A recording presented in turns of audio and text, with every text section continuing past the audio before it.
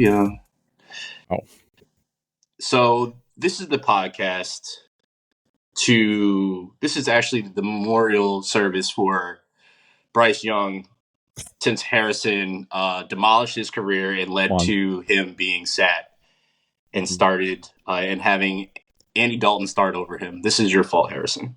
This is the Chasing Points podcast, episode 143, where we will take the time to bring up all the valid memories of Bryce Young and remember him for as long as we can.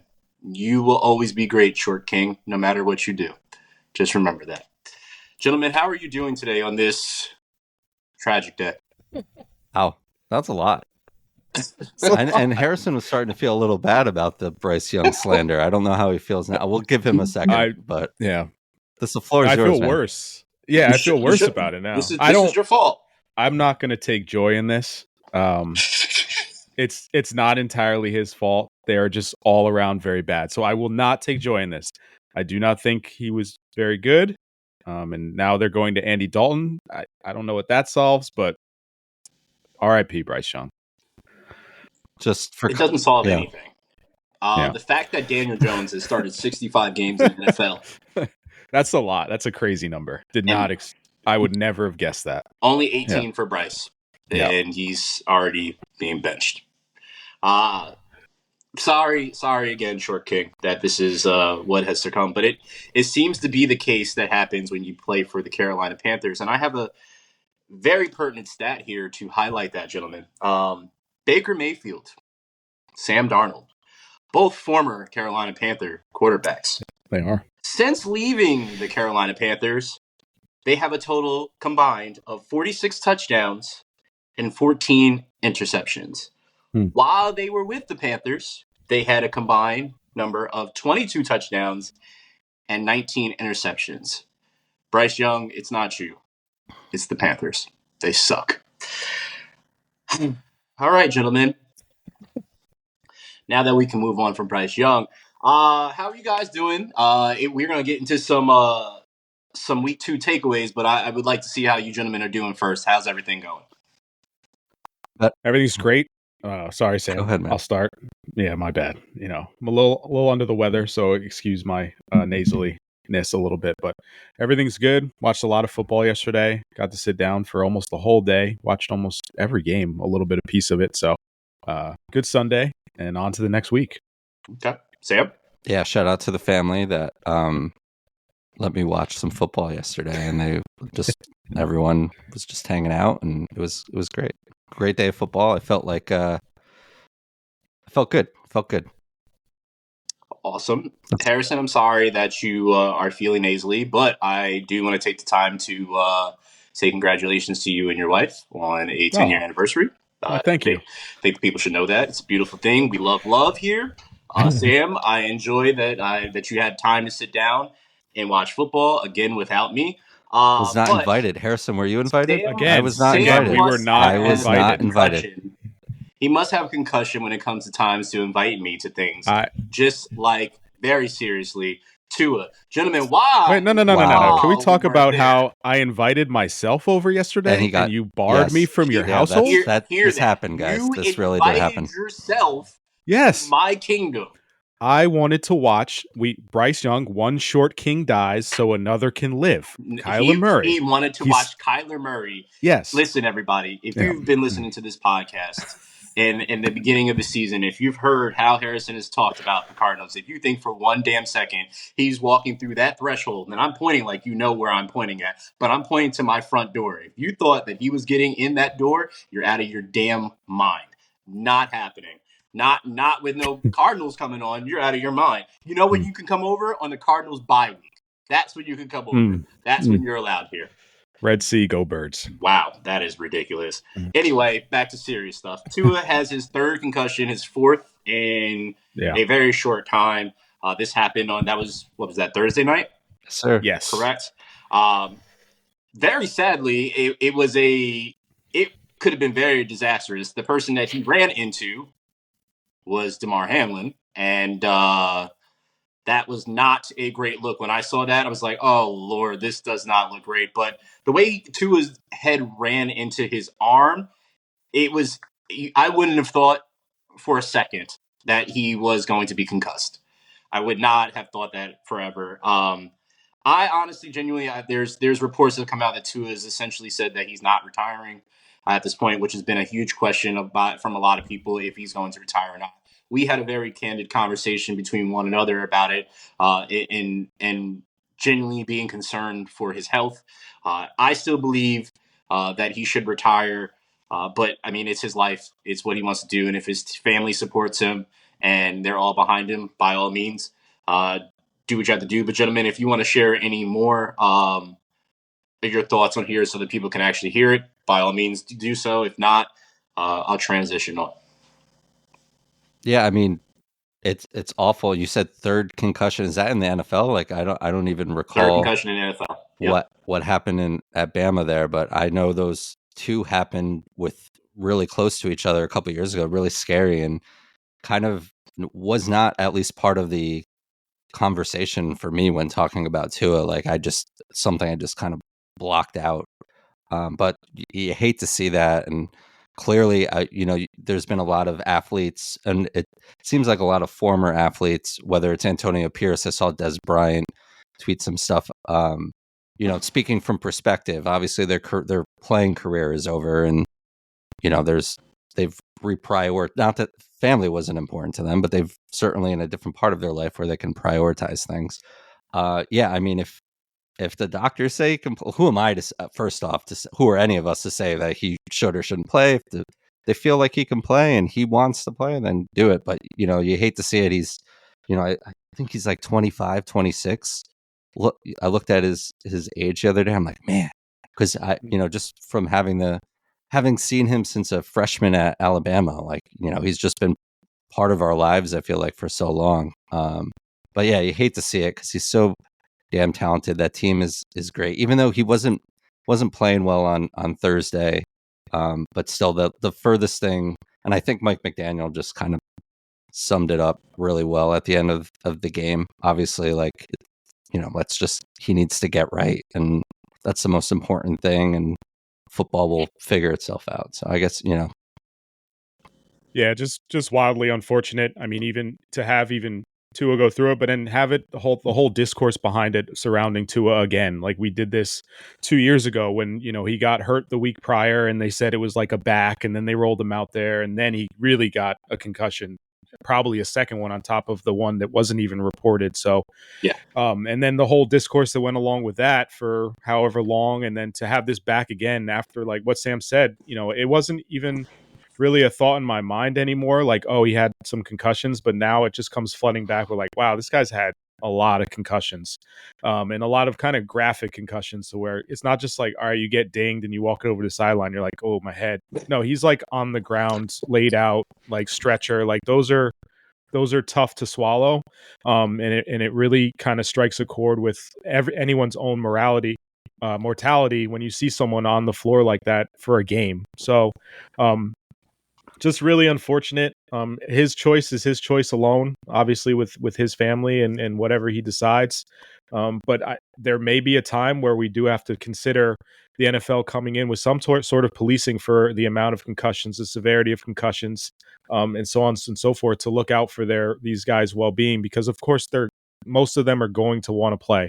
But it may be time to think about putting that control kind of out of their hands a little bit, seeing what CTE is like later in life, so on and so forth. And that's a slippery slope, and I don't have the answers for that, and I don't think the NFL does. The NFL obviously doesn't either. So that's why they have independent medical staff, and they will definitely be screening him a multitude of times to really ensure that he is capable of actually going back in. I do hope that there's guardrails in place, and we wouldn't really know. I don't think anybody would know because we've never seen somebody do this to this magnitude of being concussed multiple times, having such seeing hands essentially sign language was move that right, the motion of the arms once he's unconscious. Like we've never really seen too much of that. I mean, it's far and few between. So I don't know what the guardrails or parameters are in this, but it's a yes, we do not control Tua's life, but as a human being, and understanding CTE and what Junior Seau's family went through, and just to name like one of the biggest names, what happens? I mean, CTE is it's still young with the research. Like, even though they've had all these years, like, yes, there's been brains that have been donated at this point in time, but yeah, Tua's fine now because he's, what'd you say, 26 I years think old? he's 26. Yeah. What will he be like at 40 years old?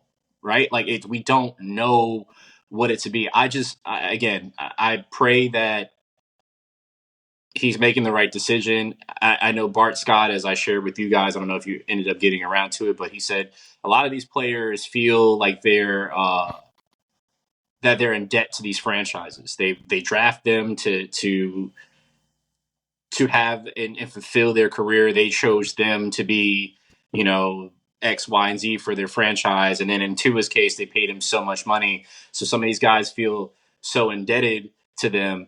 And I know this is their dream. Like, this is like saying, anybody listening, like, just say you work towards your dream your whole entire life and some freakish health situation has happened, but you're still potentially able to do what you have to do, but you're risking yourself every time you have to do that, and you're going to sacrifice your dream. Just imagine how hard that is to be like, I can't do what I want to do, and he's very, very young and will most definitely be sitting at home watching it like, damn, I could be out there with my guys. Damn, I'm supposed to be out here doing this. That is not a burden I don't think any of us want. And I just pray that whatever decision that he continues to make moving forward is right, regardless if if he just has to slide like a bitch, I don't care. Get out of there. Stop going head first. Stop doing something like that. I know they've talked about that numerous times, but he's a football player. It's hard to say don't do something when you've done this your whole entire life. And it's hard to, I remember Stefania Bell from ESPN would say all the time, like, no concussion is the same, right? And just it could look pretty gruesome, and you could probably be fine. I mean, look what happened. Anthony Rizzo and collided with Fernando Tatis at first base. No one thought anything of it. He ended up, months later was like, I am not right, and was out the rest of the year. And you could argue even at the beginning of this year, he was not right.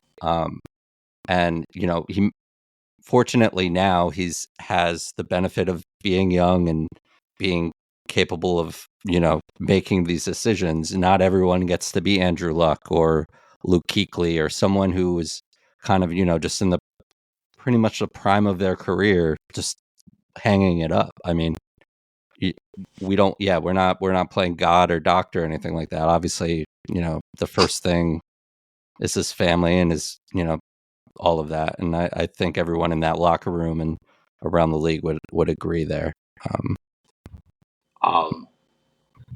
With that said, the Dolphins have signed Tyler Huntley. This happened today from the Ravens practice squad. So it seems like he will be the guy moving forward. So I wish him luck.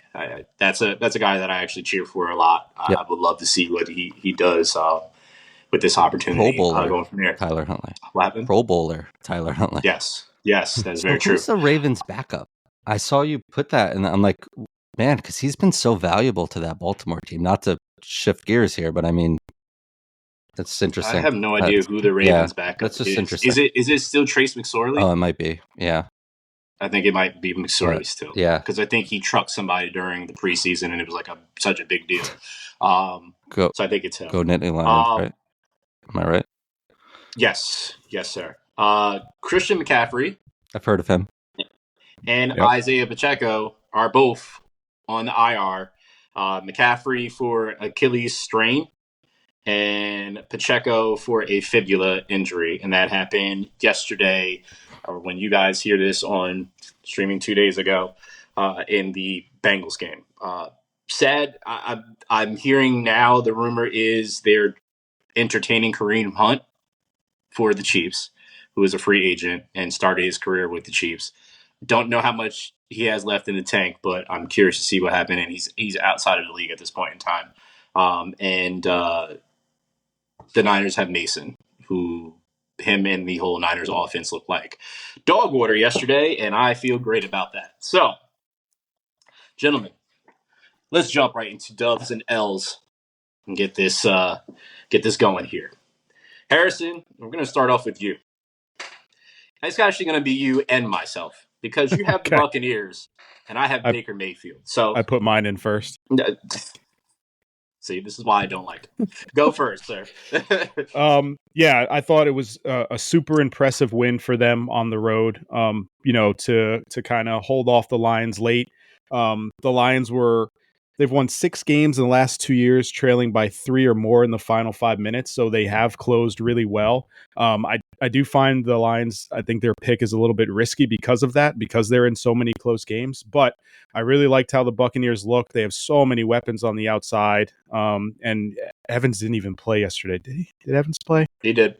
Oh, my bad. I'm thinking of another one wide receiver that didn't play, but he didn't even have much use yesterday. But it was with Godwin and Evans obviously taking up a lot of attraction, and they have some solid running backs, and their defense looked really good too. So it doesn't seem to be a fluke for them. They kind of snuck in last year to the playoffs and lost to the Lions on the road. So for them to get some redemption and basically solidify themselves as kind of an upper echelon organization, after the Tom Brady years and all that, to kind of get back to that was really impressive. And I think they can kind of continue to keep it rolling. And the NFC South just got a little bit more interesting because obviously everyone, including all of us, picked the Falcons, but it's looking right now like the Buccaneers may be the cream of the crop in the NFC South. So, or the Saints, and the Saints Thank too. You. Yeah, Yep. I keep forgetting. Hand up, I keep forgetting about the Saints, but they just continue to score every single possession. So, just really liked what I saw out of the Bucs yesterday to get that really, really tough road win in Detroit. All valid points. Evans and Godwin look like a form of themselves during that Super Bowl run, and they looked damn near unstoppable. And that's going against that Lions defense, who had a young man by the name of Aiden Hutchinson who sacked Baker Mayfield 5 times in that game, and they still lost. I wanted to take the time to give Baker his respect, because Sam knows since we started this podcast, Harrison wasn't here for it, but he's here for it now. I have absolutely shitted on Baker Mayfield for quite some time. Almost so 4 when years he's now. doing right, I'm going to give him his respect because it seems like he's found himself a home with the Bucs. I've watched a couple of interviews with him over the past couple of days, and he seems so at peace. It seems that since the birth of his first child is changed him. The team rallies behind him. They love him. The way that Mike Evans speaks about him, the way that coaches speak about him. Todd Bowles, he said it's Baker. These guys all clamor to Baker. They're all around him. They all support him, uplift him. They follow him. He's their leader.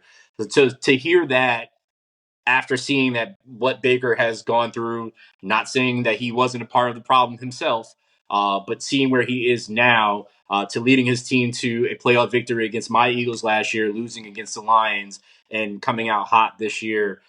Baker deserves all of the credit. I mean, I don't know if you guys saw the highlights or watched it. I know, Harrison, you said you watched some of the games. I watched it. The way that Baker put his foot in the field and made Rodriguez slide past him was dirty. Absolutely disturbing on that move. It was absolutely filthy. And then he ran it in, I think, shortly after that for a touchdown.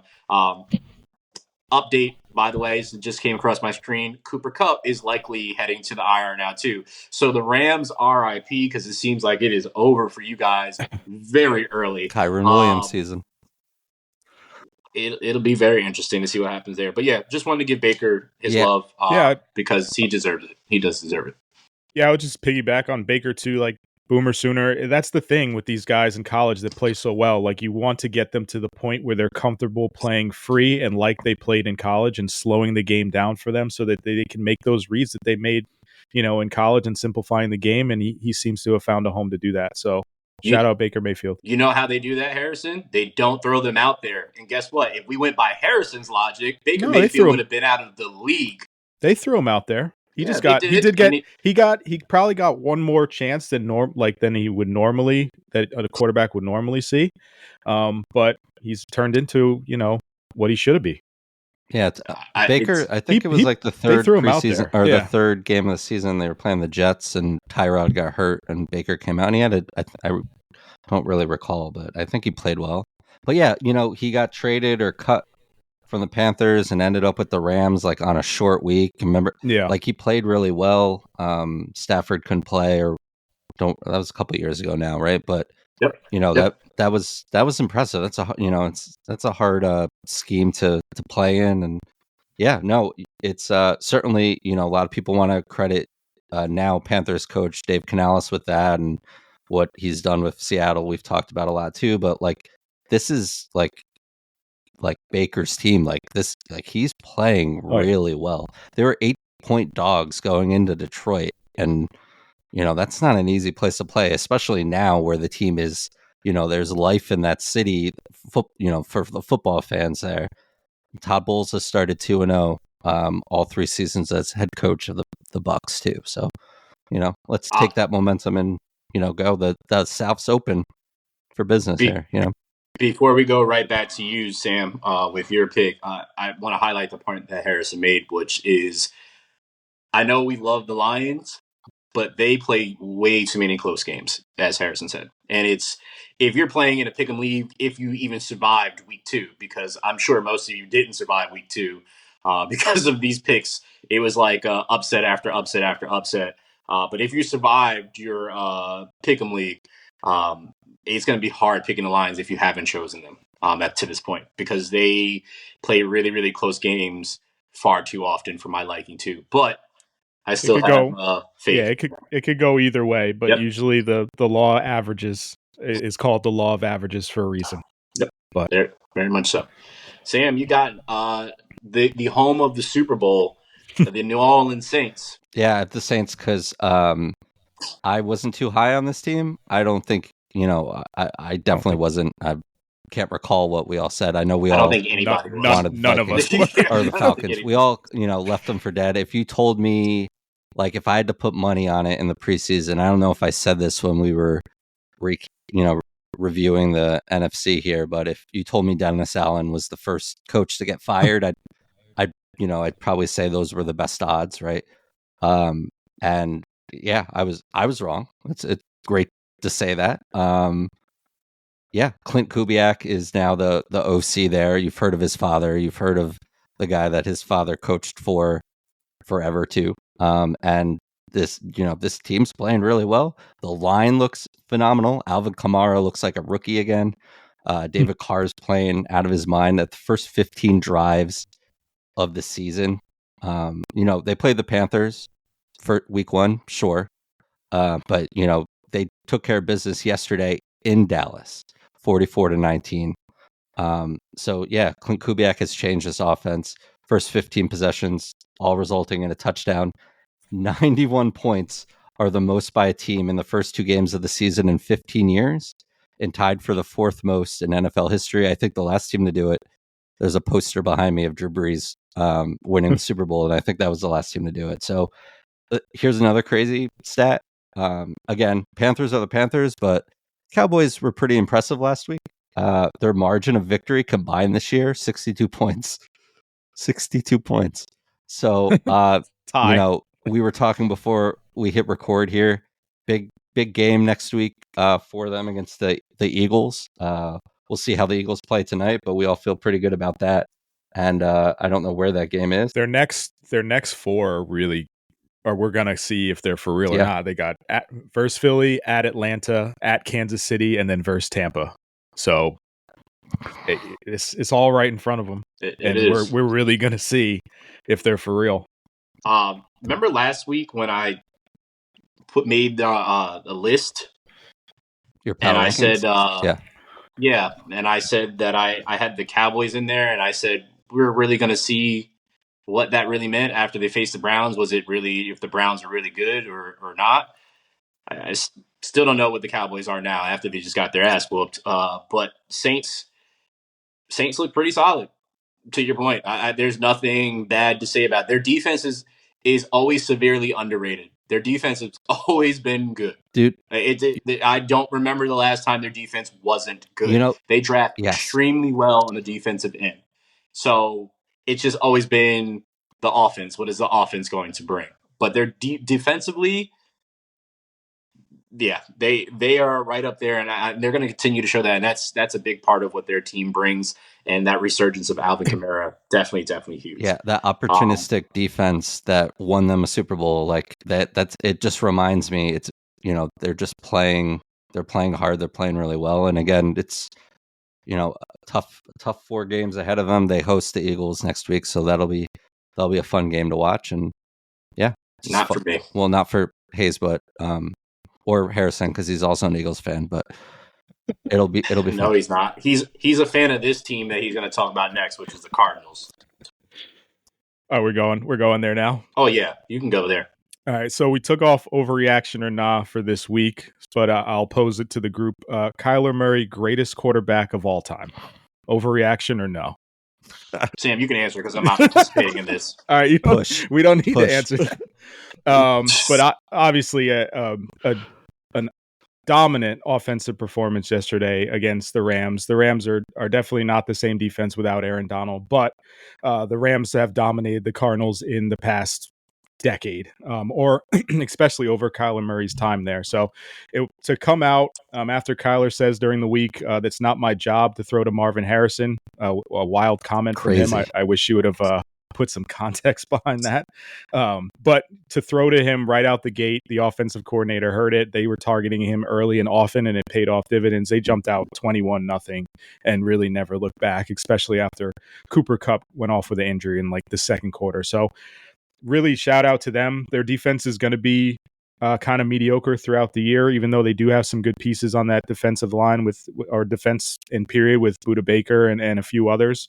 But offensively, Kyler moves like no other quarterback in the league. If he can extend plays and stay healthy with his feet, he throws a great ball. And you got Marvin Harrison, who, fantasy owners, I hope you didn't give up on him after week 1 because he is the real deal. So Trey McBride on the outside, James Conner running through walls. So a lot of good for the Cardinals. And I picked them early in the preseason, in the preview. And I think they're going to be a very, very tough offense. And if their defense can hold, I think they'll make some noise. Dude, that October 25th is all I have to say. God. October 25th. What is October 25th? Call of Duty. Yep. Jeez. That's all I got to say. He's mature now. Okay. I wouldn't say grown. He's still very short. Two things. He's matured. 2 things I wanted to say about or Marvin Harrison. I saw this from Next Gen Stats. Is that first touchdown where he like snagged it like right before going out of the end zone there. He had, according to Next Gen, he had 0.7 yards of separation and was 0.7 yards from the back line of the end zone when the ball got to him. Like that's still, that's like the most improbable catch of the season so far, according to Next Gen Stats. Crazy. And then he said that he saw Kyler's stat line and that he had 4 incompletions and they were all to him. So he takes, he's basically like, that's on me. Yeah. Which I thought was like crazy. I love to hear. They're fun. They're fun to watch. It was a fun game. I'm happy. I'm happy to be on the bandwagon. Stay over there. Stay over there. I got my red birds. I got my green birds. No, you stay over there. But Cardinals next 4 versus Detroit, versus the Commanders, the Redskins, whatever you want to call them, at San Fran and at Green Bay. So, well, I hope the Blackfoot family continues to push and get the Redskins name back because they're pushing for it to be back very, very heavily. Right. It's apparently supported by 90% of Native Americans. I liked the Washington football team. I wish they would have just stuck with that. I don't think anybody liked that, and I know you're doing it and you're just trolling. Is that real? They're really terrible. trying to. They want the Redskins name back? They're trying. Yes, I didn't know that. Absolutely.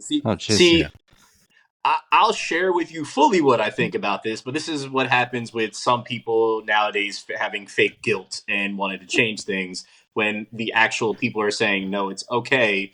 We want this. This represents our people. So I hope they change it back to the Redskins because it should never have been changed. But I'm sorry that my Kyler Murray love distracted us into talking about the indigenous people and their love for the Redskins. My bad. Hey, we're equal anything to opportunity not here. talk about Kyler Murray. Hand up. I'm sorry. Anything to not talk about the little rascal and Well, Kyler Murray. right, Justin Fields, another former Ohio State guy, has looked really good for the first two games of the year, leading the Steelers team, and I use that loosely, to a 2-0 start. He actually looked really good yesterday. Some of the passes down the field to Pickens, especially the one up the right sideline, was a bomb that he did. He's doing something that pretty much everybody's been asking for him to do for a while, which is not turn the ball over. And that's a huge thing. And at this point, if he continues to play like this, Russ becomes expendable, and they could trade Russ for a potential first-round pick because that's what quarterbacks go for, is a first-round pick. Will they get that? I don't know. It's always great to have a backup quarterback because I don't know after Russ, I don't know who their quarterback is, being that Kenny Pickett is on the Eagles. But just seeing how he's played, the way that he's able to Mason Rudolph.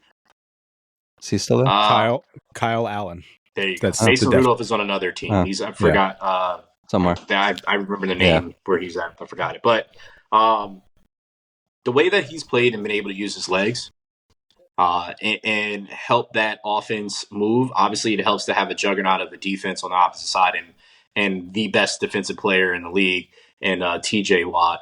But this young man has played really, really well. Better than, we didn't think he was going to be even playing at this point in time because Russ was actually supposed to be starting until he got injured. So Harrison's other favorite quarterback might not be seeing the light of day this year, barring an injury. So I just wanted to give him his props because I know a lot of people have absolutely defecated on his career thus far. Dolphins. And, Dolphins would be a good landing spot for Russ. It would if they didn't get Tyler. So I feel like the Dolphins play too fast for Russ. That's probably right. That's a good point. Yep. They do. They are very fast. Yep. What do I know? But no, you're not wrong. Justin Fields playing exceptionally well. Agreed with you, Hayes. His deep ball was never a question for me. He's got a hell of an arm. Yeah. He's still missing a little on the short like check downs, and I think he's just going to get more comfortable and get better and better at that. And then just having Mike Tomlin as a coach, having a good system around you, it speaks volumes. I changed one of my L's to, the Bears O-line, and we're seeing what a quarterback can do when he has some time. I was never out on Justin Fields. I will shout that from the mountaintop. I think he's a solid quarterback, and that defense is ridiculous. Even they played the Falcons, which are should be a good offense. We'll see if that's true. And then the Broncos, which they're not. So, but to get a win on the road, kudos to Justin Fields for sure. Yeah, Arthur Smith's their OC. We know exactly what this team wants to do. It's pretty much, and I think we all said this last week. This is what the Pittsburgh Steelers have been. I feel like throughout their existence, right? They want to play like punch you in the face defense, run the ball, and protect the football. It's weird to say Justin Fields is the guy protecting the football, but yeah, he has not turned the ball over, and he's not going to light up the stat page. I know there were a lot of penalties and a lot of different things going on. I'm sure his stats would have been better. I saw some stuff on like Twitter, like George Pickens fantasy owners like complaining about, missed all that stuff. But like, yes, it's not going to light up the page, but they're winning ball games and just, two nice wins. And look, the Bengals are 0-2, the Ravens are 0-2. The Browns, who knows what the Browns are? They beat the Jags. I know we'll talk about that in a second. I don't know if that's impressive or not, just based on how the Jags have looked. But they're 2-0. I'll eat my words there too, because I left these Steelers for dead, and they've been they're just playing the football they want to play, and they're playing it well. That was a mistake on you when you know who the head coach is. Good and damn well. And I think I said I think I owned up to knowing that, but that's fair. Yeah, I think we all struggled with picking the AFC North. Like they're all can be solid football teams. The Browns they're 1-1, but they haven't really shown that yet. And the Ravens and Bengals are shocking to be combined 0-4. So Yeah. But we'll talk about all that. Sam, you have a team that's 1-1, and that's the Packers. Yeah, I mean, losing Jordan Love in like the last drive of the game in a foreign country that's, you've never had a professional football game played, NFL football. Crazy situation in general. And, those 4 games, it's like, okay, can they tread water here? Look, Matt LaFleur is really good at what he does. I wish his brother was better when he was the Jets offensive coordinator. But Matt's pretty good, and he took someone like Malik Willis, who, I know we like what we have seen and understand that it's he's not a finished product here, but he played some good football. Again, not going to light up the stat sheet here.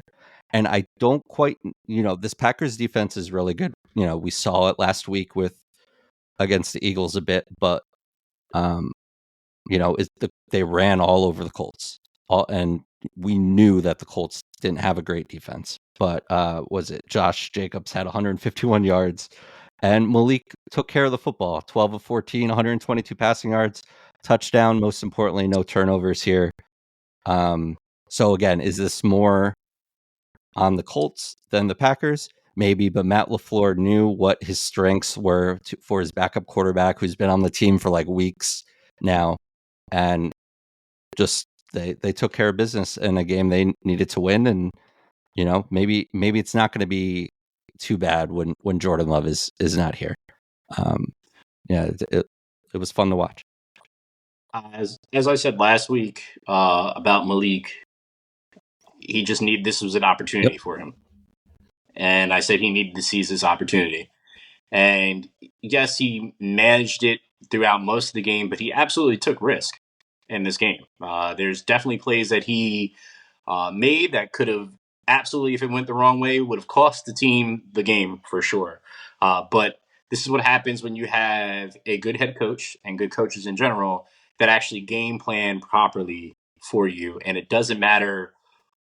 Well, it does matter. Always matters who the personnel is in this. I want to be clear with that, but it doesn't matter who really is in there. They will game plan around you and have you do things and not ask you to do too much because they know what type of team they have, and it has everybody essentially just doing their job. And if everybody does their part, then you can get a result like this. One of the funny things that came out of this, which the video is gross but funny at the same time. Matt LaFleur in the press conference or post conference he said Malik ran the ball on a play. It was a 3rd down play that he was supposed to throw the ball, and he said, Malik, why did you run the ball? He said his center threw up on the ball, so he couldn't he couldn't throw the ball, so he ran with it instead. That has to be discussed, and I'd have been like, the video is impressive. I did not he see literally the video. threw up on it and snapped it. It was he just like, throws all right, on up it and almost instantaneously snaps it and blocks. It's just offensive linemen are different. Linemen in general are different. It's crazy. They're just wild. The act of literally like throwing up, dry heaving, and then you still have like in between gasps of air, you're able to hike the football. Were they in shotgun there was no in between. That's insane. It was just the decision. And then all of a sudden it's like, oh crap, there's vomit on this football. Yes. What is? Yes. And then the decision making to like execute a play in general is insane. It was literally hurl, hike. Yeah. Yes. It was almost at the same time. While you're hiking it, you're also puking. It was crazy. Very impressive. Very impressive.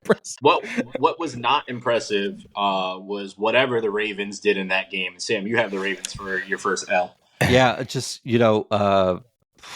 tough game in week 1 for the Ravens. You're on the road in the defending champs building on, they did all that stuff for commemorating last Super Bowl, right? That's a tough spot to be in. And, just you lose a really close game in Vegas. Was it in Vegas? They were in Vegas, right? No, they were in they were Baltimore. at home. But Yeah. to lose on a field goal there. Again, 0-2. It's not, the sky isn't falling here. But well, we don't know that. So But go ahead. 0-2 teams only make the playoffs 11% of the time. Okay. Yep. And they have the Cowboys next, and it couldn't be more of a must win. Like they must win that game. Yeah. And that's stupid to say, and week 3, but you can't go 0-3. Yeah. And I don't know how. Fair point. I don't know how they lost that game. So I watched it, and if you look at the stats, they're doing everything that they're supposed to be doing. Like Lamar threw for a good amount, Lamar was running for a good amount, Derrick Henry had good amount of stats, but they just can't close. And So I don't understand why they can't close. You said you don't know what they're doing. I do know what 10 they're doing. penalties for 109 in the yards. fourth quarter. Sure. In the fourth quarter, they tend to always lose their identity of who they are and what got them there. They were up by 10. Yeah. And all you had to do was hand the ball off to your new acquisition, the guy that you said was the missing piece, and have him run over people. 240 pounds behind you, running full steam ahead, which he was absolutely pummeling that team. And you decide, okay, I'm Lamar. I'm going to take it. I'm going to tuck and run. I'm going to do this. I'm going to throw a pass play. I'm going to do run the ball, run out time, run the ball. You're up by 10, and you allowed this team to get back and beat you. Yes, Crosby was absolutely destroying their offensive line. That's another thing. Destroying it, absolutely obliterating it. They could not do anything. So they got to figure out what's going on with their line as well, too, because their line is not holding up whatsoever. Their line is held together with duct tape and gum at this point in time. And it's disgusting. And we saw that last week too. And they just lost their offensive line coach too a couple weeks prior. That awful thoughts to him and his family there. But yes, absolutely. Justin Tucker also missed a field goal. Right, their punter, who's pretty solid. It wasn't good. Wasn't good performance here. But yeah, 10 penalties, 109 yards. They blew a 10-point third quarter lead. And again, what did they talk about all off season and why they lost to the Chiefs in the playoffs last year? Because they didn't run the ball. Now, Gus Edwards and whoever, Justice Hill and whoever else was back there, I get it. But now you have literally a juggernaut behind you. Like we were making jokes during the Brazil game or the opening week game, the Chiefs and Ravens, like Derrick Henry standing next to Lamar in shotgun was like, it's hilarious to watch because he's just like, he's Derrick Henry, like to your point, guys, like hand him the ball. So yeah, again, it's not the end of the world here. The Ravens haven't opened 0-2 since 2015, and it's this is per The Athletic, and it's the first time in 3 seasons that Jackson has lost consecutive games he's started and finished. So I'm not ready to write them off, but their schedule is so brutal. And we talked about forward. that. That was a big concern going into the season, right? It's to drop 2 games out of division is really tough, considering you got at Dallas, then you got Buffalo, then at Cincinnati, who's also going to be fighting for their life as well. So I want to see them do good and play well, but dropping 2. And the Chiefs one is completely understandable, but this one is you can't explain it. It's really bad. Well, I can explain mine, and it's the Bengals. And the Bengals, who normally beat the Chiefs during the regular season, would have brought them to 4-1 against the Chiefs during the regular season, which is crazy to think of, that they essentially have the number of the Chiefs. The Bengals lost this game way before that pass interference call. Yep. And by the way, that was 100% pass interference. For all you people who are saying that it's not, you're out of your damn mind if you don't think that's pass interference. My man was literally there way before the ball was there. And yes, a DB does have the same right to the ball if they're both there simultaneously. He was not. He literally was groped on him, got on his back, asked for a piggyback ride, and then tried to play it off like, what happened? I don't know what happened. Yes, you do. I felt so bad for Macaulay Culkin over there, a.k.a. Joe Burrow, that was looking in such disbelief as no, that really happened. Yeah, yes, it happened. But see, there was also plays that happened prior to that in that game, like Joe Burrow fumbling the ball, like Jamar Chase arguing with the ref on something because you wanted it to be a hip drop tackle and you didn't get the call when you were 3rd and 7 and it could have put you in a better position, and then instead you ended up 3rd and 22, I think it was, because you're arguing. And if Joe Burrow didn't come and throw you out the way, literally had to throw you out of the way, you could have got thrown out the game. So there's many mistakes that they made prior to that pass interference. It just really sucked to see that happen. I never like seeing the game left in the refs' hands, and I'm sure they don't either. But as the cliche saying goes, a game's not lost in one play. It's not lost or won in one play. There's multiple plays that lead up to this, and they could have absolutely taken a lead, especially on that Joe Burrow fumble earlier in the game. So it sucks to see that. But my biggest gripe is with the coaching staff. The last, I think it's 2 or 3 years, they've started 0-2. Why is a team with those such great players, you have a top 5 quarterback, top 3 to some, you have a top 5 wide receiver, top 3 to some, and you start 0-2, and you can't. Why are you continuously starting? You're starting in a hole, and then you have to make it up as you go. There's something wrong with this. I don't know what they're doing in the off season, but they need to figure that out. It's worse than that. And this is CBS Sports on their Instagram last night. I took a screenshot for today. Joe Burrow, first weeks 1 and 2 in his career, 1-9. Oof. Pat Mahomes, 12-2. Jeez. Not what you want. Look, Chiefs are the cream of the crop. We know that. We know this. They're vying for their 3rd straight Super Bowl. But these games have been. This is a tough game for anyone, especially you're going into Kansas City. Doesn't help when Bengals fans or whoever nicknaming it Burrowhead. But like Joe Burrow, aside from that fumble was bad. He started to look better. Yeah, because he's how many preseasons has he missed and or been hurt and all of this. But yeah, not what you want. And you can't, that again, it's not over, but it's not helping. You can't 1-9 and you have the talent that you have. It's going to be a long year for sure. Yeah, my level of concern. So the Ravens and Bengals are very similar both these first 2 games. So like obviously lost the Chiefs. That's perfectly explainable for both teams. But for the Bengals lose the Pats and the Ravens lose the Raiders is inexcusable. But my level of concern for the Bengals is much lower because of the schedule they have coming up. So they got Washington and then Carolina. Yeah. They can quickly get back to 500. Yeah. And then you got a matchup with Baltimore. And then you got the Giants after that. So I could see them riding the path. Like Sam said, Burrow looked much better. Chase was involved. It was a sloppy loss at the end. They definitely missed some plays that they should have had. But to be 0-2 for them is really based solely off that freaking Patriots loss. Like you can't lose to that team. Also, to the stat that you dropped earlier, there's only 2 teams that started 0-2 that made the playoffs in recent memory, and the Bengals were one of them. The Texans were the other. So not really concerned. Harrison, you have the Bears O-line and Caleb as an L. Your guy Caleb. Tell me about it. I'm giving them both an L for that one. Okay. To hold Houston to 19 points with the weapons they have on the outside. I know Keenan Allen was out, and that's who I was thinking of as the one wide receiver that was out.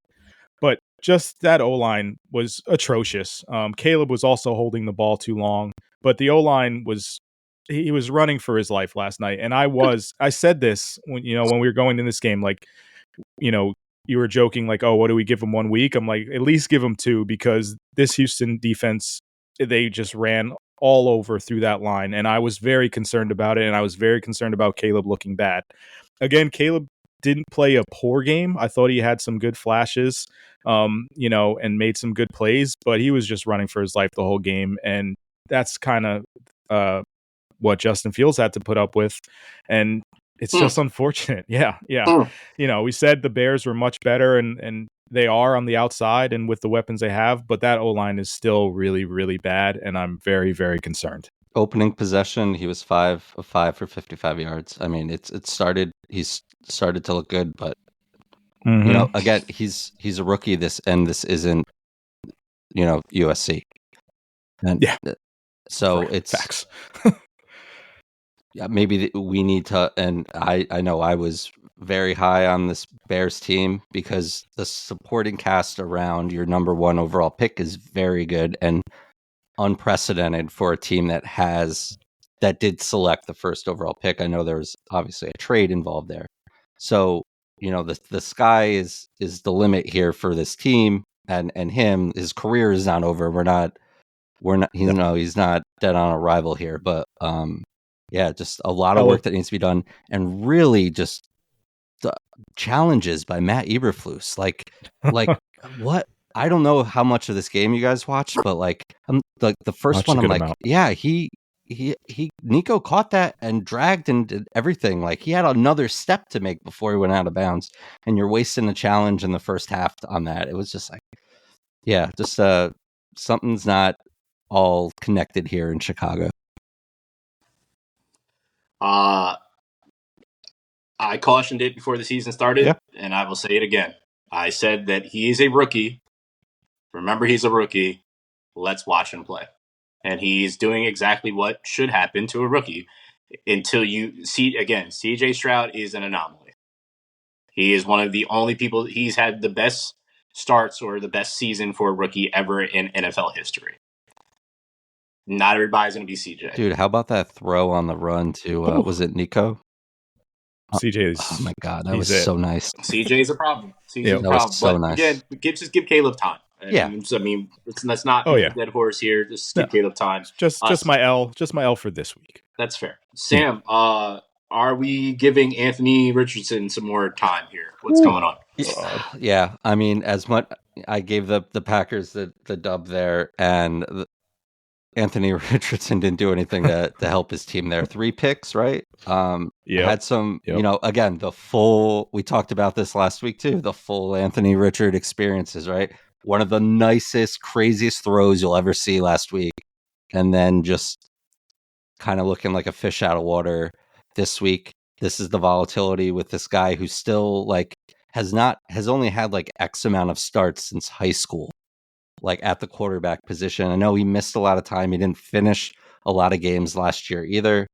But he has been in this offense now for over a year. So again, wasn't really expecting much out of this Colts team, just incremental growth certainly it starts with him. And, I think Harrison, you've been mentioning it, how bad this Colts defense was in the preseason. They just got shredded by the Packers, and I'm sure the Packers laid a blueprint for them, in the future here for teams to run all over them, because it was messy. But yeah, so they got my not to belabor it here, but yeah, they got my other L for the week. It's concerning that they know the one way the Packers could beat them is run, and the Packers ran for 280 plus yards. So it's just not good. The Colts defense is a problem. Yeah, it is Swiss cheese. It might be Packer cheese. Who knows? But it just is what it is with that. And Anthony will definitely either throw you in a game or throw you out of a game. And that's what happens when you have a gunslinger. That's just what's going to happen. What's not going to happen is me ever giving a W this whole year to the Giants, because they probably aren't going to get one themselves, because they became the first team to score 3+ touchdowns, allow no touchdowns, and lose in regulation. Tell me how that's possible. Well, guess what, guys? The Giants did it. They're going to be breaking all types of records this year because they suck. And you know who was going to be a casualty of this? Neighbors and Dable. Because Dable did not ask for him. He inherited him. And him is Danny Ducks. And that is just absolutely terrible. So good luck to you, Giants fans. I have nothing else to say. Daniel Jones played okay yesterday. Okay. But it is against the Commander secondary, which is not good. That's why I said okay. Yeah. Okay. I just had to throw it out there. He looked all right. Okay. Neighbors looked great too. Daniel Jones would look good Neighbors said throwing the look ball against NFA too. It'd be Oh you're yeah, right. no, I'm not. You know? I will not defend Daniel Jones. I Yeah. don't. Yeah. Now let's put some respect on here- our NFA Goldbacks here. No, Daniel Jones would cook NFA Goldbacks, but he is not cooking too much. The most cooking he's probably doing is in his kitchen at home. Even if he's doing that, he probably has a chef to do What do you that. So think he Daniel probably should learn Jones, from him. after a tough game on a Sunday night, he gets home to his condo? What do you think he's doing? What do you think he's making? He's cracking open a bottle of wine that he had in his wine cooler and just drinking it until it's done.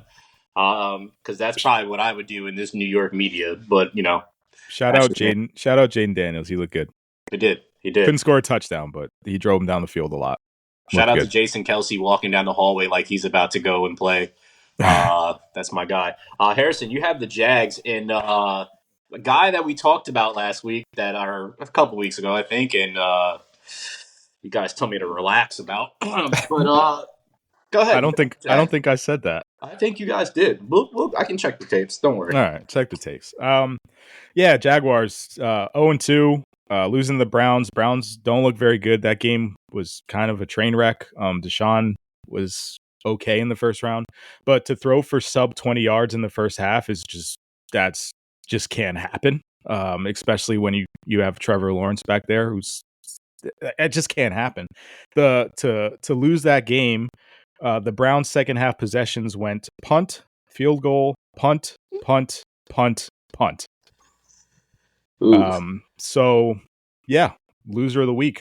They also named the stadium Trevor Bank Field. Yeah, it's normally called Everbank, and the sponsor. They switched it to Trevor Bank for that week, and to come out and throw for under 20 yards is shockingly bad. Doug Peterson. I've heard of him. His post-game presser, that man just looks dead. Yep. He looks dead inside. Everything about their vibes are completely off, and I'm ready to just write them off. Dude, this is year 3 of the Doug Peterson tenure. Yeah, it's not good. Things haven't been good. It's Trevor Lawrence has been 0-7 in his last 7 starts. He's got 1,652 yards in that time, 10 touchdown passes, 7 interceptions, and a passer rating of 81.9. That's not the greatest, just to let you guys know that. As I said to you guys before about this contract, I understand the perspective that you guys laid out, and I'm not fighting against that.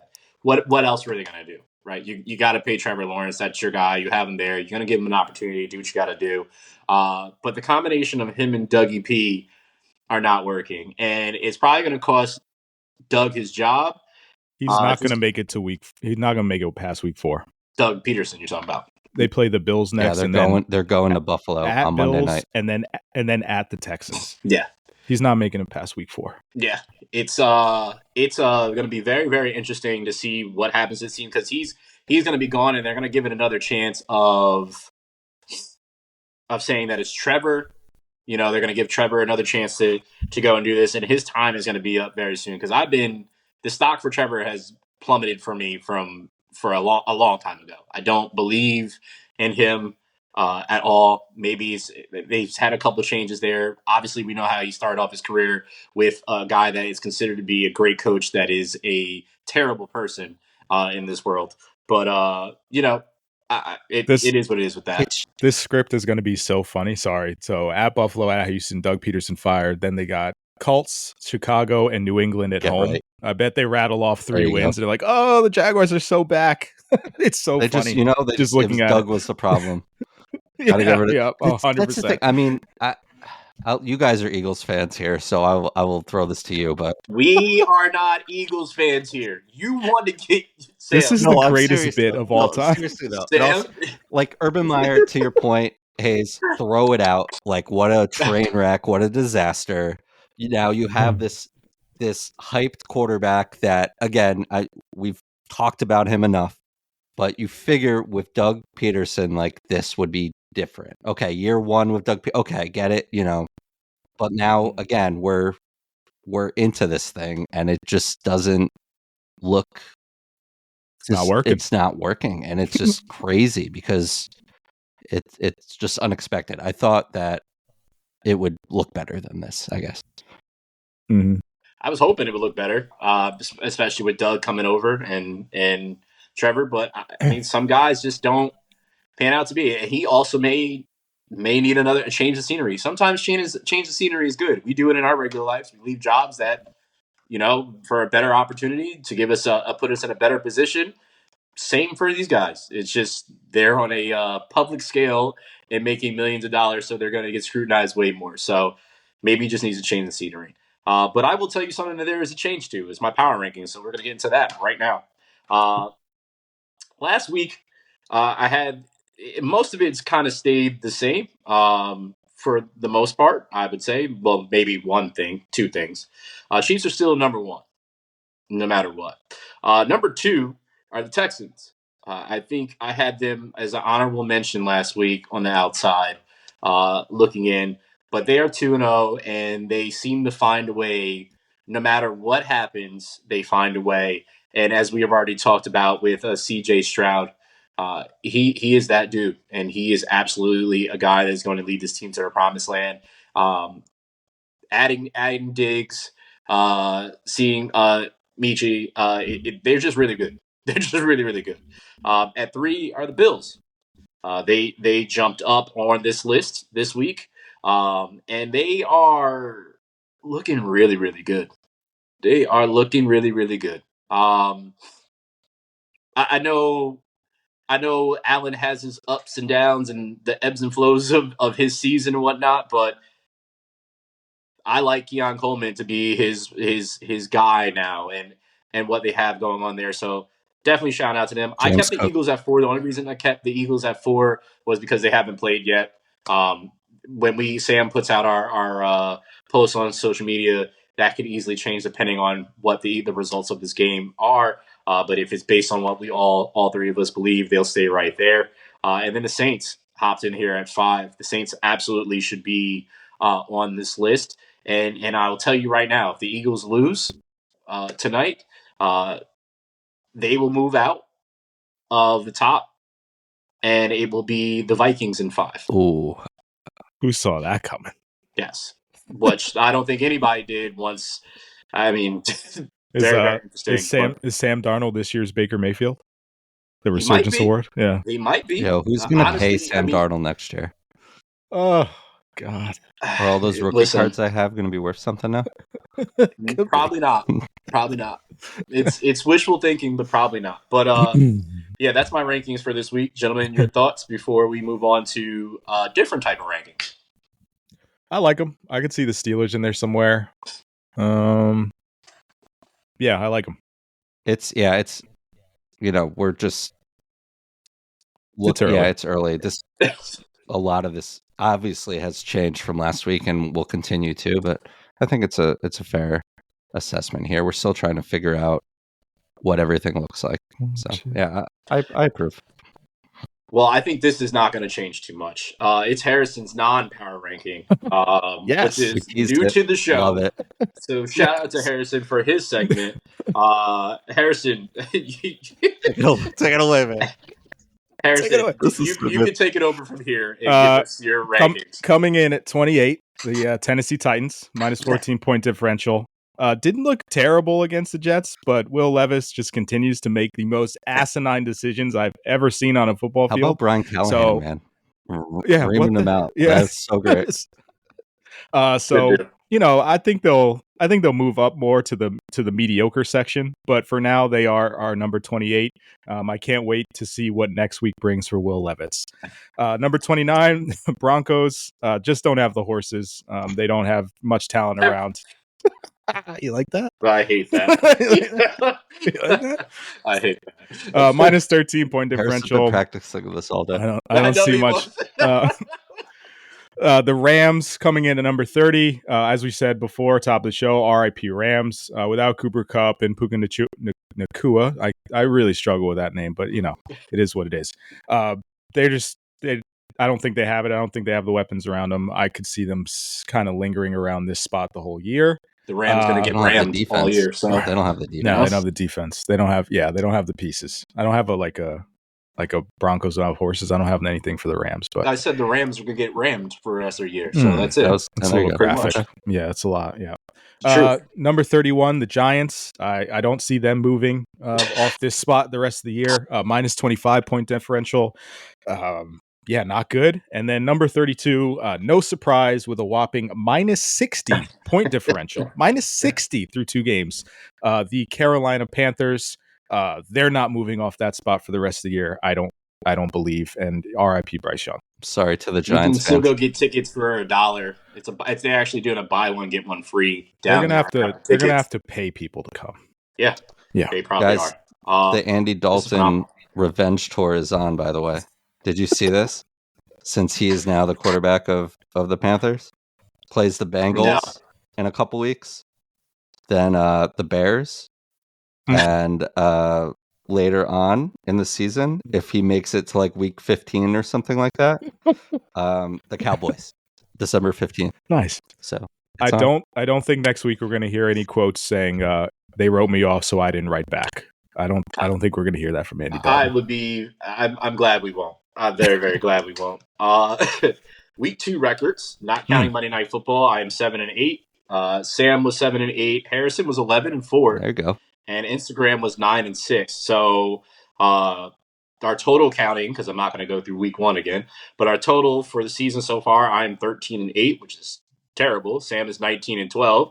Harrison is 20-11, and Instagram is 21-10. So Harrison, you are losing to Instagram right now. We are all losing to Instagram right now. But yeah, not many had Vikings over Niners, but I did. Wow, he's gonna pat himself on the back for that. Wow, that's crazy. Let's get through the picks. We're gonna fly through this Thursday Night Football. We all have the JETS, Jets. Sam's team and Harrison's team whenever he wants to choose them. Sunday, I'm nervous. I'm nervous about that one though. You'll be all right. Giants at Browns. This is a shit show. We all have the Browns in this one. I can tell you one game that I will not be watching on Sunday. And it is that game. Packers at Titans. Both Sam and I have the Packers. Harrison has the Titans after saying that he's just saw what Will Levis does. So I guess you're just going to roll with the odds and think that he will actually be somewhat decent this time. I just think the Titans coaching staff is a little bit better than the Colts, and I think they have good. I do think the Titans have good pieces around them. I do really like how they played the Jets, and I really don't believe in Malik. And I think if the Titans are able to kind of stop that run, I think the Packers are going to have problems. And I found Mason Rudolph. He's the backup to the Titans. So there you go. So it's only a matter of time. You might be seeing him soon. There he is. Bears at Colts. Harrison and I both have the Colts. Sam, you have the Bears on this one. You have the Bears real quick. I want to change. I'm changing. I don't know. Sorry, Sam. Yeah, I have the Bears. I don't know why. I'm not changing. I think they're just a better team right now. Colts got beat. Well, Harrison just changed it to the Bears. Why he keeps bouncing back and forth. I'm going back to the Colts. I'm going home. I'm going with the home team. All right, I'm not paying attention to Harrison's pick anymore. Texans at Vikings. Okay, Harrison. Sam and I both have the Texans. Harrison, you have the Vikings. Why? I didn't love how Houston looked against the Bears. I thought they were fine. I think the Vikings are rolling right now. I don't think the Vikings will sustain this, but I think they're on a high run right now, and they're home, and that's a tough place to play. So hopefully JJ's healthy that's too, my pick. Just in general. And I think Houston needs just a tiny bit of. I don't know. They don't need it, but I think they'll just get a tiny bit of humbling to kind of focus them. So that's just kind of my feel. I'm telling you guys all right now, Harrison's either going to have one of the greatest weeks for picks, or he's going to have one of the worst weeks because he's gone so opposite of us. So on this one, Saints, Eagles. Sam and I both have the Eagles. Harrison, you have the Saints. Why? Same story. I think they're rolling right now, and again, home. I think New Orleans is a really tough place to play. I think the Eagles get a win tonight, go 2-0. They're resting on their laurels a little bit, and then the Saints can not sneak up on them, but I think they'll put in a good effort. And your last one that you went different from us, Sam and I both have Chargers. You have the Steelers. Herbert's a little banged up, so I could see the Steelers causing a lot of problems for that Chargers offense, which has looked okay. I think they're still finding their footing. But again, home team. Okay. For the rest of this speed round, Broncos at Bucks. We all have Bucks. Panthers at Raiders. We all have the Panthers, everybody. I'm lying. We all have the Raiders. Dolphins at Seahawks. I have the Dolphins. You two have the Seahawks. I believe somehow, some way, Tyler Huntley is going to do something great for them. And all he needs to do is just throw the ball with his eyes closed as deep as he possibly can to Tyreek Hill or Jaden Waddle, and they will catch the ball. So giving him that. Ravens at Cowboys.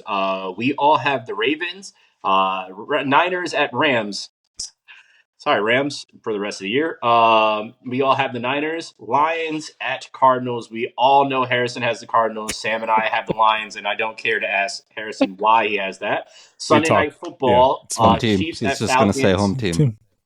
Yep. Chiefs. We all have the Chiefs on that one. Monday Night Football. Jags at Bills, which there's two Monday Night Football. We all have the Bills on that one. And then Commanders at Bengals. We all have the Bengals, or as Harrison would like to call them, the Washington Football Team, because he thinks that's cool for some reason. Anyway, college football. Arch Manning clearly got some different genes from Eli and Peyton, because my man's got some legs on him, and got wheels. He got some burners on him. He looked really good. 5 touchdowns in his limited time, or I should say more extended time. But he looked really, really good. I will not be surprised at this point going forward if the noise is going to be even louder than what it was before. Did Ewers go out hurt? Yeah, he hurt his hand. Okay. So I haven't looked to see what the update is, but if Manning gets some extended time, he looked really good, really, really fast. Shocking. He to see a Manning just sprinting all over the place was jarring. It's crazy that the brother that didn't play in the NFL, his child has the speed, where the two brothers that did play in the NFL, they did not have speed at all. I did look up Cooper Manning's 40 time because he was a wide receiver.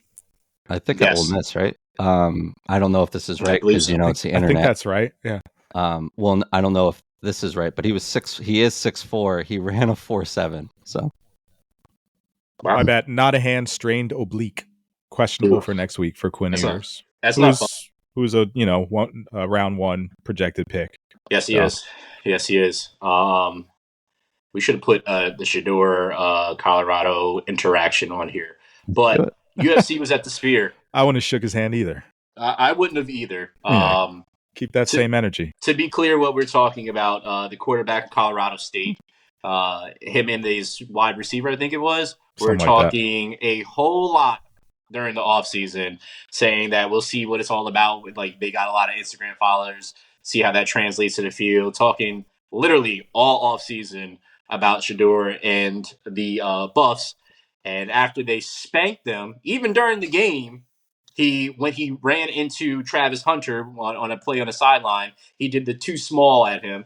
Travis later went on to intercept him, amongst the many other things that he did in that game. But at the end of the game, he came over to try to shake Shador's hand, and Shador was like, "Yeah, no, you were the same guy on Instagram." He was like, "I'm not doing that." He said, "You can't F with me." And the guy was like, "Yeah, whatever," and walked away. I saw a lot of people talk on Instagram and on social media in general and saying Shador is really ruining his draft status. He has no respect, blah, blah, blah. Tell both sides of the story. I understand Shador is very, very cocky. You know who his father is. It's not hard to understand that the apple does not fall far from the tree. But if you're gonna be disrespected like that for months, and you finally end up running into that person, it's not handshakes at that point in time. I remember what you did. You can handle it how you want to do. It's not like he fought him. He was just like, "I'm just not shaking your hand after that," and I beat your ass on the field. So what do you gentlemen think of that? Do you care? I think college football has just been electric in general. I think you could shake his hand and show him up either way, or not shake his hand. So really, own personal prerogative. But yeah. I have 2 questions. Colorado's bad too. Yeah, they're not. They are. 2 questions. I know I read similar or saw similar headlines like Shador is not acting like a number 1 pick, blah blah blah. Yep. He's not. You can make that case. I don't watch like I haven't watched enough Colorado this year. Have not watched any Colorado football, so I'm Sure. asking the question: like, is he like actually like going to be projected as a top quarterback? Like, is he that Yes. good? Yeah. I'm asking. He is. He is. Yes. Yeah. He is that. He is that good. He is incredibly accurate. He has a great arm. He doesn't run, like his He's a mobility pocket passer. Yeah. is not great. Yeah. But he can move. But his Yeah. his O line is disgraceful. And he's a good quarterback though, and he'll translate well to the pros in my opinion. And Sam, no, he can't move. He's not really a mover No. like that. He can move if he has to, but he's a true pocket passer. Gotcha. Yeah. For sure. He's not a mobile quarterback at all. Second, And he's got size too. He's very he does big. have size. Yeah. Yes, for sure. and I don't. Go ahead. no, go ahead. I I was going to say, can Travis Hunter truly do both positions at the next level? Because like I saw the stat line, like that's nuts. Like crazy. I want to flat out say, I don't think so. But after watching him do this in college, there's no way that I'm going to doubt anything that he does, because people said he couldn't do this now. And he plays the full game and does this consistently. It'll be harder in the NFL if he were to do it, because that is, again, as we kind of see transition with Caleb, just to use an example since we talked about it, or any other rookie, that transition alone just for one position on one side of the football is hard enough. To be in meetings all day, to be on both sides and be able to do that, I'm sure it would be hard. But again, if anybody can do it, this kid is a once in a generational talent. So I'm not going to say no whatsoever. It'll be hard, but I think he could do it if anybody. Yeah, I agree with you, Hayes. I think they should try it. I think I think they should try it. Yes. Because like you said, if anyone can do it, he can. Like he is that talented. And he should be, no matter how bad Colorado is, he should be in the top of the Heisman rankings all year. Of course, he is different. Yeah, I honestly think he should go number one. I think he should go number one, and Shedeur would be in the top 3 or 5. But I 100%, if Travis Hunter is not number one when the draft comes, that'd be wild to me, because you're getting, just imagine you get him on your team and you have the decision like, hey, Travis, you're playing one, you're still getting an elite player on either side of the football. You know how the game goes with the number one pick, though. I mean, look at Harrison's not so power rankings, right? It's the Panthers, the Giants, the Broncos. Like, okay, Broncos just drafted a quarterback. You assume they're not going to want another one, but I don't know how this QB class is going to shake out. I don't think it's, right now looks crazy talented, but nobody thought Joe Burrow was a first round pick at this time of his junior year. This QB class is actually very good. I think there's almost like 5 or 6 projected first rounders from the quarterback position. Someone's going to get a steal at whenever he goes, just like we saw in this draft with all the great offensive talent that dropped, or even defensive talent that dropped, and then it'll be fun to watch. But yeah, the general questions I'm glad I asked you on the air, because I think a late first rounder that could move up throughout the year, Cam Ward on Miami, is outstanding. So just keep an eye on that name. Played at Washington State under Mike Leach for a long time, or 2 years. 2 years, I think 2 years. And he throws the hell out of the ball. I agree with you, because they didn't know what Cam was going to be when he came there. They were like, well, he's never really faced or played on a stage like this.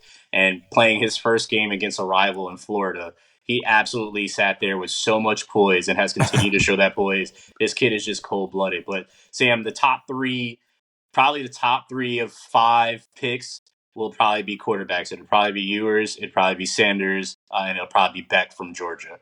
Yep. So those are the top 3 quarterbacks, period, in there. And as I said, Travis will be up in the top. So it'll be very, very interesting for sure. Yeah, keep an eye on it. Yeah. Good. It's been fun this year. There's been a lot of good quarterback play.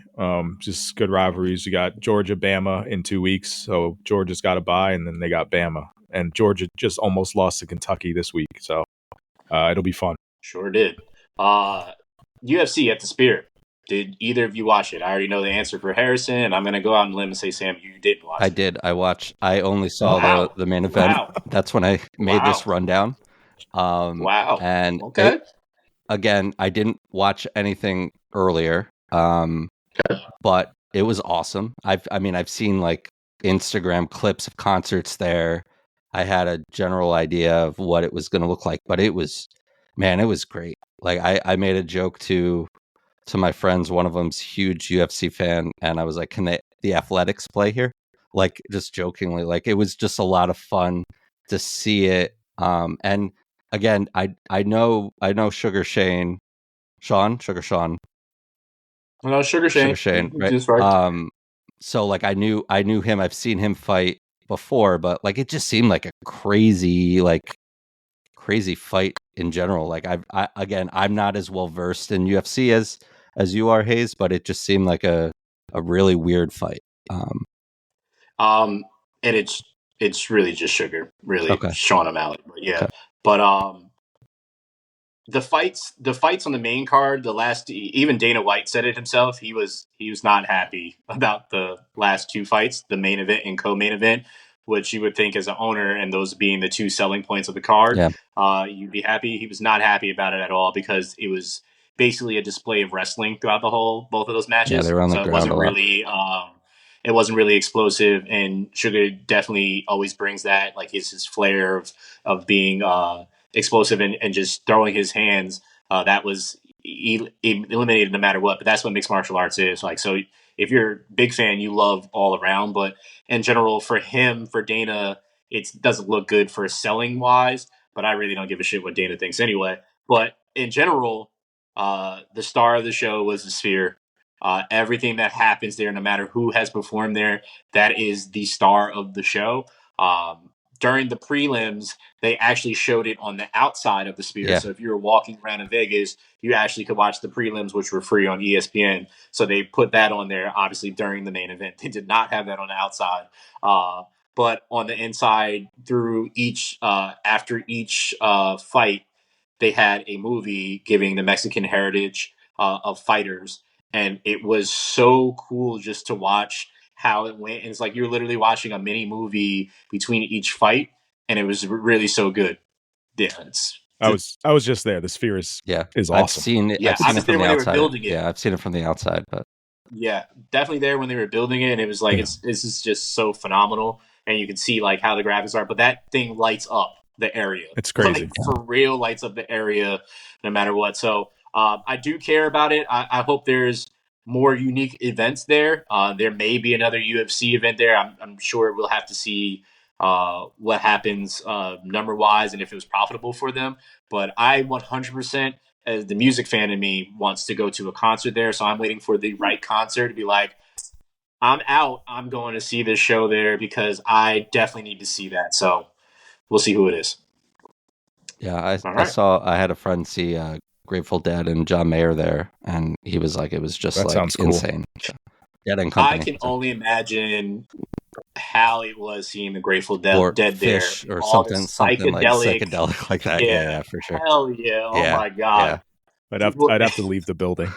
I'm telling you, somebody definitely had to leave the building because somebody was definitely on some type of illicit drug, for sure. Tripping out, man. These snozzberries taste like snozzberries. Anyway, so gentlemen, let's just get out of here because I'm hungry and the Eagles are about to come on soon. Here we go. Sam, close us out of here, sir. Yeah, 140. Fly Eagles fly. Fly Eagles fly. 143 in the books for myself and the two Eagles fans with me, Harrison and Hayes. Thanks so much for listening. I'm going to fight both of you. Happy birthday, Branden, coming up. And here we go. Have a good night. EAGLES. I'd play the song, but we'd probably get hit with a copyright. Yeah, we don't want to do that. Yeah, please don't do that. Okay. And please stop saying that you're an Eagles fan. Goodbye, everybody. Harrison sucks.